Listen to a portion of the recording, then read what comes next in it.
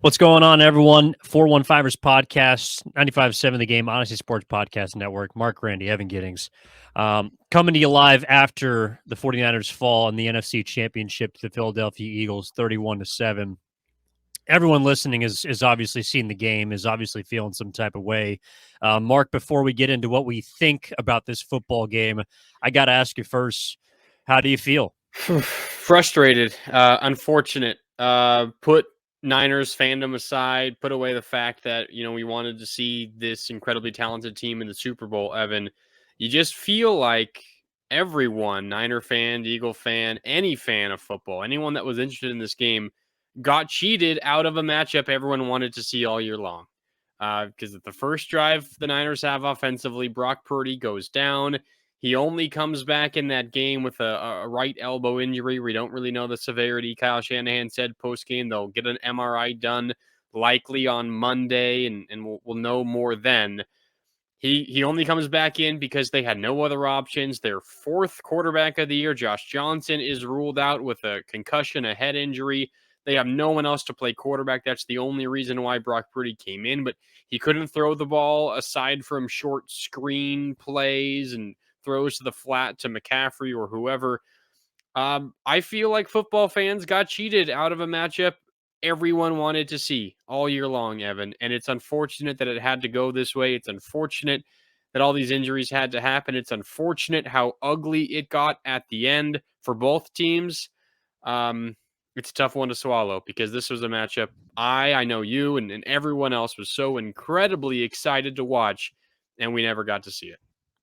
No, I think that's a good way to put it. Look, all seasons must come to an end except for one, but not like this. Like Yeah. that's not what you want to see in a football season coming to its conclusion. I mean, this was supposed to be the heavyweight title fight.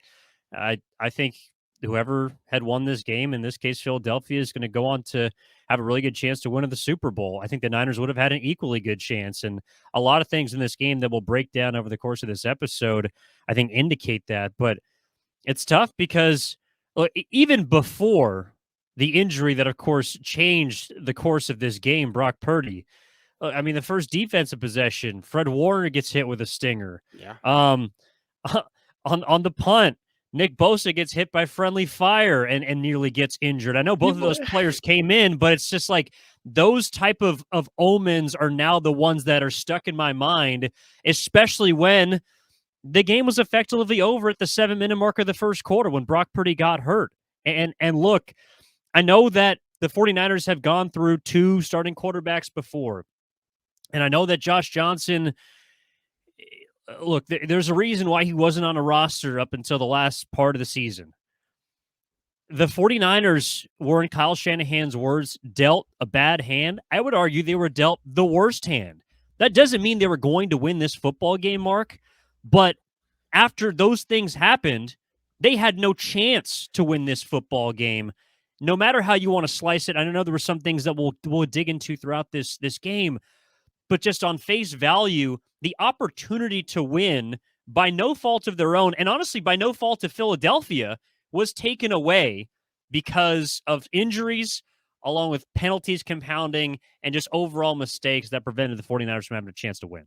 Yeah, the fact that they got this game back to tied, Evan, 7-7, after a superhuman Christian McCaffrey touchdown run in the second quarter, the fact that it was 7-7, the fact that the Eagles were facing third downs, the fact that the Niners had quieted the crowd. There was an eerie feeling going around Lincoln Financial Field, Evan. You could feel it even through the television broadcast. Eagle fans were worried. Brock Purdy isn't even playing. The Niners are on their fourth string quarterback, yet this game is tied and the Niners defense is flying around. The fact that you even got to that point, now, of course, everything went downhill from there. There were 3 penalties on that drive, one on a 3rd and 7, one on a 2nd and 10, another on a 2nd and 9, that ultimately helped the Eagles get into the end zone, and that was the beginning of the end for the 49ers. But Evan, the fact that the Niners even got that game back to tied and quieted that crowd and kind of created that, nervous energy in Philadelphia, incredible considering everything you're saying. The team is on their fourth quarterback of the season, from Trey Lance to Jimmy Garoppolo to Brock Purdy, a 7th-round rookie who seemed like the savior, all the way to Josh Johnson, a journeyman who in over a decade in the NFL hadn't taken a single snap in the postseason until the 2023 NFC title game. Evan, the fact that the Niners convinced people that they were in this game for at least a half of football or almost a half of football is remarkable, considering everything they were dealing with. And it's just a shame it had to play out the way it did, because, Evan, I'm leaving this game the same way I went into it. I'm not sure if the Eagles are the better team than the 49ers. Certainly they were the better team today when you consider the injuries and everything that happened. But if you could do a redo, start this game from the beginning again, I wouldn't know who would win. I mean, that's the same way I went into this game. Not sure. These are the two top teams in the NFC. I don't know who's better, and I still, frankly, don't know which team is better. I think we saw something that in my eyes, like the Philadelphia Eagles did what the 49ers have done to each of their last 12 opponents, which is when the opposing team has given the 49ers an inch, they have taken a mile. Now, today, Philadelphia was given several inches by the 49ers. And to their credit, they took more than a mile. I mean, by the end of the game, I didn't want to watch it. It was a joke, because not only does Brock Purdy get hurt, but then Josh Johnson gets concussed the first drive of the second half. Yep. And you got to go back to your quarterback who can't throw. So you're essentially, like, people were talking about, oh, you should have put Christian McCaffrey, and Kyle Juszczyk should have gone and tried to throw the ball. It's like, what are we talking about here? It's over. I mean, it doesn't matter. Like, if you want to talk about people to blame, maybe, Kyle Shanahan not choosing to challenge the Devontae Smith 4th and 3 catch on the first drive of the game. Maybe. I know his explanation after the game was they didn't really get a definitive look on the video scoreboard because, of course, why is the home field going to show an angle that shows their guy dropping the ball? And if you have 6 seconds to throw the challenge flag, because credit to the Eagles, they got to the line and ran a play, then maybe it's that. Maybe it's setting up a situation where Tyler Kroft has a one-on-one block with Hassan Reddick, and that turns into the fumble. But those are two. If you're telling me the game was lost in 2 plays, I'm sorry. Like, I don't know if that's enough for me to blame anyone in this situation. If you have to lay blame at someone's feet, I guess it's the head coach, because who else are you going to blame in a game where everything seems to go wrong? But I'm not one to look at anyone in this game, Marc, aside from the situation that unfolded, saying when you lose your starting quarterback, in most situations, this is what happens. So what I take away from watching that football game is, God damn, the 49ers really got to this point after losing 2 starting quarterbacks. Like, that is incredible. The way that Josh Johnson played, he wasn't great. He wasn't given a fair shake. But that, in most situations, is what is supposed to happen when your starting quarterback gets hurt on the first drive of a football game, not what Brock Purdy had been doing each of the past 8 games. That's where my mind went after seeing everything unfold. It's incredible, Evan. The 49ers simultaneously this season have had the best quarterback depth in the NFL, bar none. I mean, they're on their 3rd-string quarterback and hadn't lost with him and are all the way in the NFC Championship game.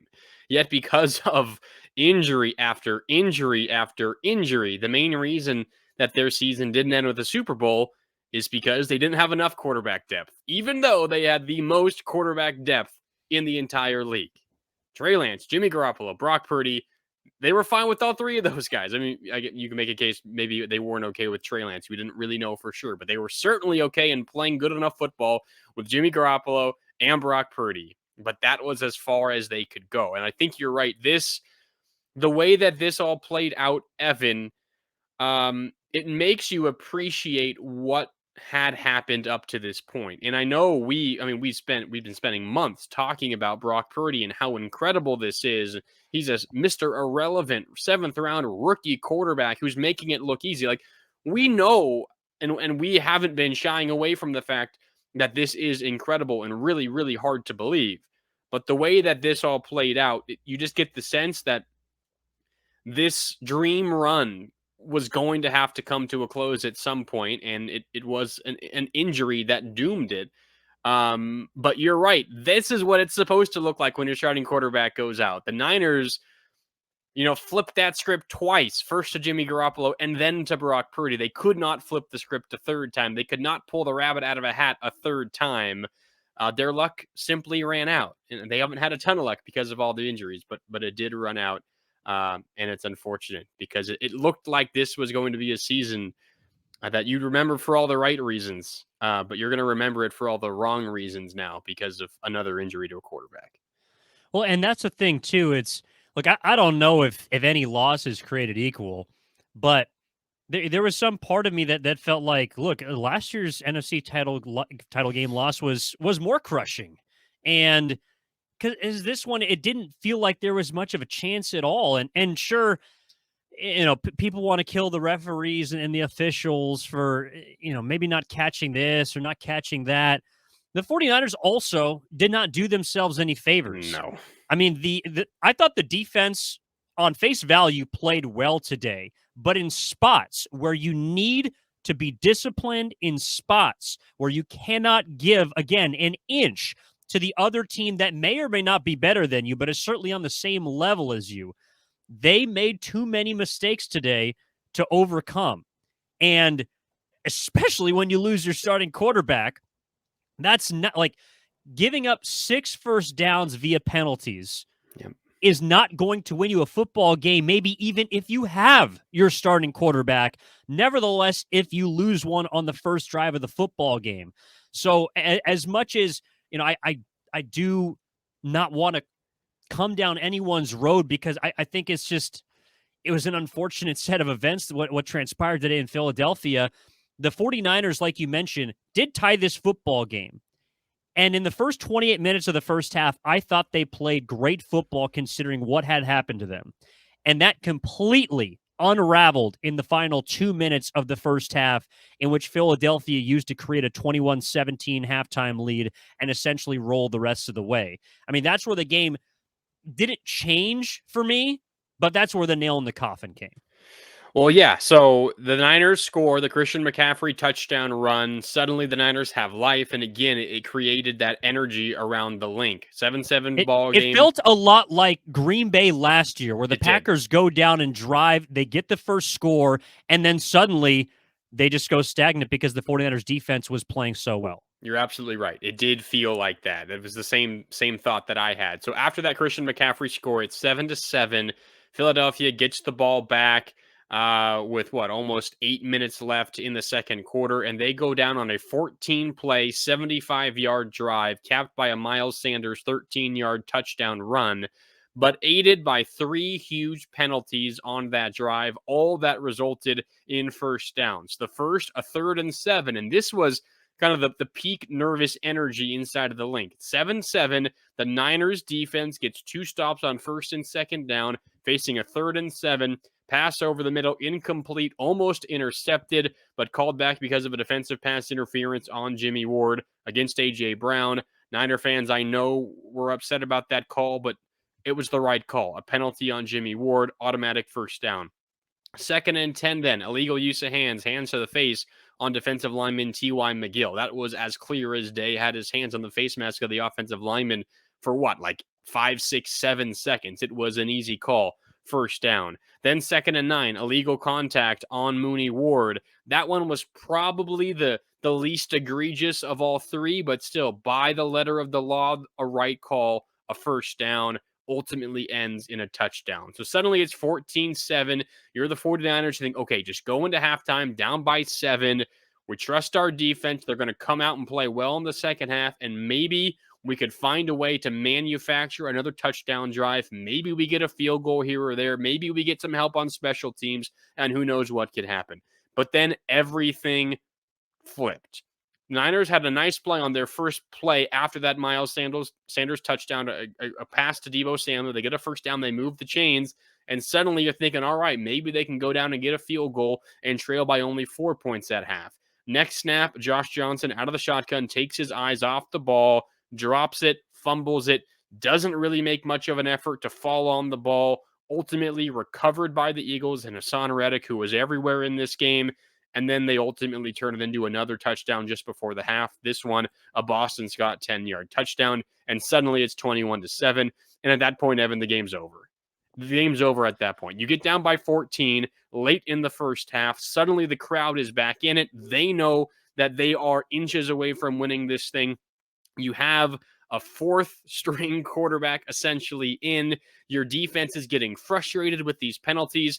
The game's over right there. The Niners could not come back from that tough final 2 minutes essentially of the first half.